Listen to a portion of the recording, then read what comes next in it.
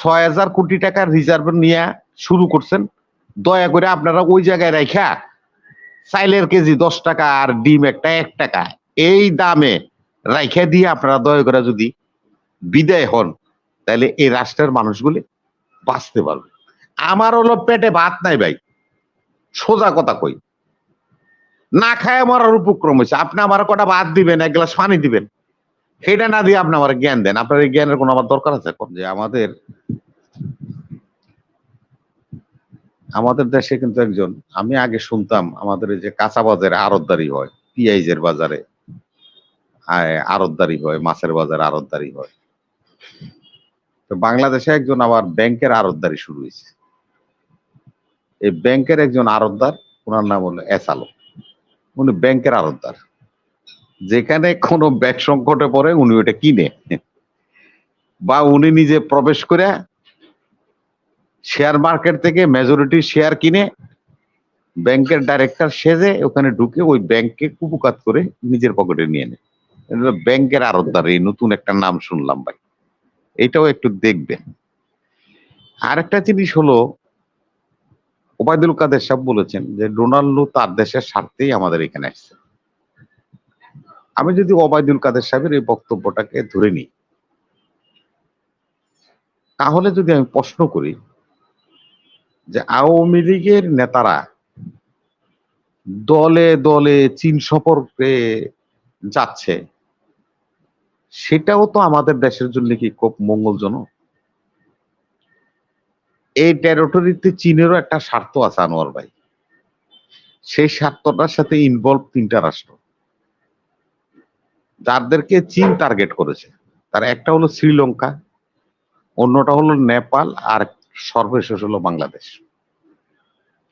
এই 3 রাষ্ট্রের সাথে চীন তার সম্পর্কের উন্নয়ন করে এবং তাদের সকল সংকটে পাশে থেকে তারা একটা স্বার্থ আদায় করতে চায়। সেই স্বার্থটা হলো কি, ভারতের অরুণাচল প্রদেশ, ভারতের নাগাল্যান্ড, ভারতের মিজোরাম এবং মনিরাম, এই রাজ্যগুলিকে নিয়ে একটা বাপার রাষ্ট্র কায়েম করতে চায় চীন। ভারত ভেঙে আরেকটা ভারত তৈরি করতে চায়। সেখানে প্রয়োজন কারে হচ্ছে? বাংলাদেশকে হচ্ছে, কাদের হচ্ছে? নেপালকে হচ্ছে এবং শ্রীলঙ্কাকে প্রয়োজন তার। সেহেতু তারা এখন উলঙ্গ হয়ে সবকিছু করার চেষ্টা করছে। আজকে যদি আমরা এই কথাটা বলি, কি নিয়ে গেল সেটা আমি ভাবি না। এটা হলো চীনের স্বার্থ। আর যদি আমেরিকার স্বার্থ আমরা বলি, তাহলে ওই যে গল্পের মতো, ওই বালকরে বাড়ির রচনা লিখতে বলছে, সে লাস্টে লিখছে কুমির নদীর ধারে বাড়ি করলে কুমির এসে আপনাকে খেয়ে ফেলবে। তো প্রত্যেক রচনাতে সে শেষ পংক্তিতে ওই কুমিরের উদাহরণটা নিয়ে আসে। তো আমেরিকার স্বার্থ কি? আমেরিকার স্বার্থ একটাই, সেটা হলো ইন্দো প্যাসিফিক। ওই ছেলের রচনার মতো সবকিছু বইলা টইলা লাস্টে আইসা বলে ইন্দো প্যাসিফিক। তাদের স্বার্থ হলো ইন্দো প্যাসিফিক।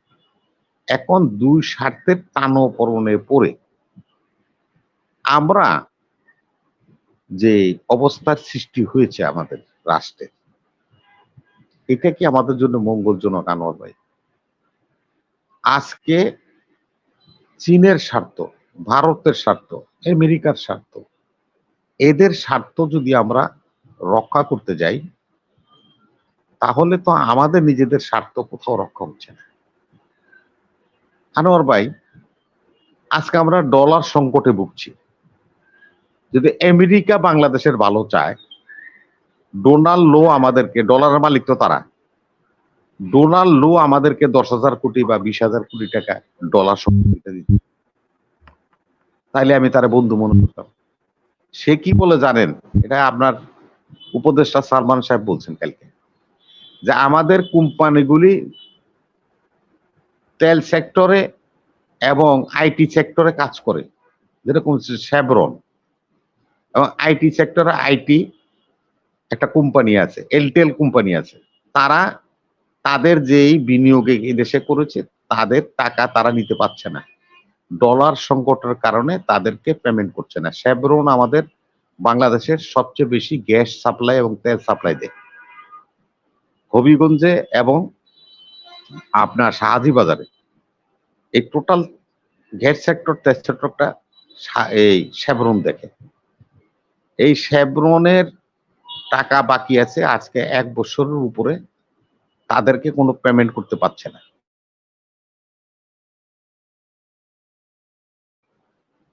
যার ফলশ্রুতিতে আমাদের উপদেষ্টা সাহেব বলতে বাধ্য হয়েছে যে আমরা তো তাদের এই পেমেন্ট বন্ধ করি নাই, তবে ডিলে হচ্ছে, মানে ডিলে হচ্ছে, কিন্তু আমরা তাদের পেমেন্ট বন্ধ করি নাই, তার মানে আমরা তাদেরকে পেমেন্ট দিতে পারছি না। এখন এই অবস্থায় যদি আমরা দাঁড়ায় যাই, সেখানে আমেরিকা আমাকে 200-500 কোটি ডলার সাহায্য করবে, তা না করে সে আমাকে জ্ঞান দেয় যে আপনারা এই জলবায়ুর এটা করবেন, এই রোহিঙ্গাদের ওইটা করবেন, ওর এটা করবেন, আপনার এই স্বার্থ দেখবেন, অর্থনীতিতে এই কাজ করেন। ওনারা আমাদেরকে উপদেশ দেয়, জ্ঞান দেয়। আমার হলো পেটে ভাত নাই ভাই, সোজা কথা কই, না খায় মরার উপক্রম হয়েছে, আপনি আমার কটা ভাত দিবেন, 1 গ্লাস পানি দিবেন, সেটা না দিয়ে আপনি আমার জ্ঞান দেন। আপনার এই জ্ঞানের কোনো আমার দরকার আছে এখন?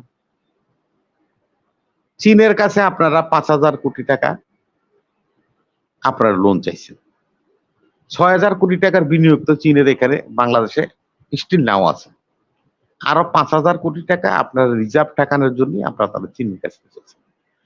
সেই চীন কি বলতেছে? চীন বলতেছে যে আমরা তোমাদেরকে টাকা দেবো ইয়ানে, আমার মুদ্রায়, কিন্তু আমার টাকা পরিশোধ করার সময় তুমি ডলার দিয়ে পরিশোধ করতে হবে। এই যে না আপনার চাতুরিতা, বিশ্ব গ্লোবাল পলিটিক্সের যে এই চাতুরতা, এটা আমাদের জন্য কতটুকু ক্ষতির কারণ সেটা একটু আপনি বলবেন, আমি শুনতে চাই। আজকে ঋণের টাকা পরিশোধের জন্যই আমরা টালমাটাল অবস্থায় পড়ে গেছি, বেসামাল অবস্থায় পড়ে গেছি। মার্কেটে ডলার নাই, দাতা রাষ্ট্র বন্ধু রাষ্ট্রগুলির কাছ থেকে আমরা 200 কোটি ডলার চাইছিলাম, যা আমার মার্কেটে এই ডলারটা সংকট, এই ডলারটা তোমরা আমাদেরকে নগদ দাও। সেই 200 কোটি ডলার আমাদেরকে নগদ দেওয়ার মতো একজন বন্ধু খুঁজে পেলাম।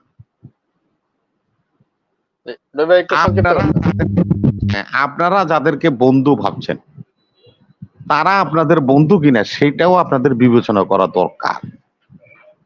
আপনার কাছ থেকে নেওয়া ছাড়া আপনাকে দিবে এমন একটা বন্ধু এই 15 বছরে আপনারা সৃষ্টি করতে পারেন। এখন আপনাদের কথাই আমরা ধরি, আপনাদের বিশাল অর্জন আছে, এই যে পদ্মা সেতু করছেন, মেট্রো রেল করছেন, টানেল করছেন, এই অর্জনগুলি তো আমরা অস্বীকার করি না। তবে এই অর্জন পাওয়ার জন্য কেউ মিছিল করছে, মিটিং করছে বা দাবি জানাইছে, এরকমটা তো আমরা দেখিনি। তবে এগুলি দেশের প্রয়োজন আছে, আপনারা করছেন, ভালো কথা। তো 6 বিলিয়ন ডলারের রিজার্ভ, চাইলের দাম ছিল 12 টাকা, আলি ছিল 4 টাকা, আর 42,000-46,000 কোটি টাকা রিজার্ভ আপনাদের অর্জন। সে অর্জনে আমরা কি পেলাম? 80 টাকা কেজি চাল, আপনার একটা ডিম 15 টাকা 12 টাকা। আমি আনোয়ার ভাই অনুরোধ করব, আমার 46,000 কোটি টাকার এত বড় বিনিয়োগ, এত বড় রিজার্ভেরও দরকার নাই। আপনারা 6,000 কোটি টাকার রিজার্ভ নিয়ে শুরু করছেন, দয়া করে আপনারা ওই জায়গায় রাখা চাইলের কেজি 10 টাকা আর ডিম একটা 1 টাকা, এই দামে রাইখা দিয়ে আপনারা দয়া করে যদি বিদায় হন, তাহলে এই রাষ্ট্রের মানুষগুলি বাঁচতে পারবে।